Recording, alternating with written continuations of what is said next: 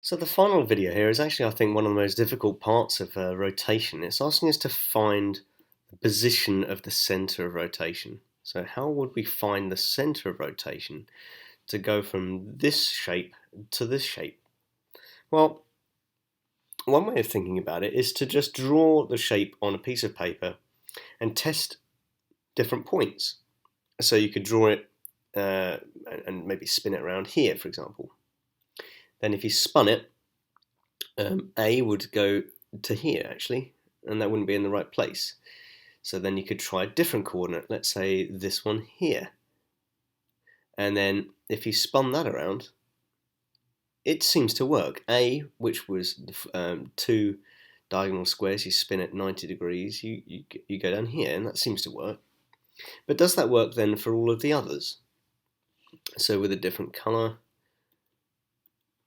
if I went to B, that would be 4 squares along and 5 squares up. And I would spin that, so now I'm going to go 4 down and 5 across. That works.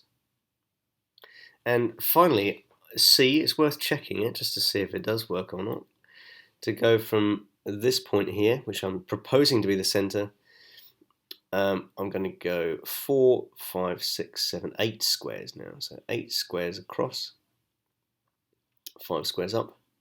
Is now going to go 8 squares down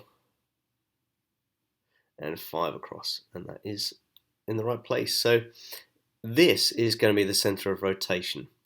It takes a bit of trial and error if you do it this way. There are other ways of doing it. This is more of a GCSE approach, but what you do is you draw a line from A to where A is. Now you draw a line like that, and then you draw a line again from B to B, and you draw a line from C to C, and you do what's called line bisectors, which we will cover in another video. But for the purpose of this, it's just a bit of trial and error. Okay, have a go at the examples.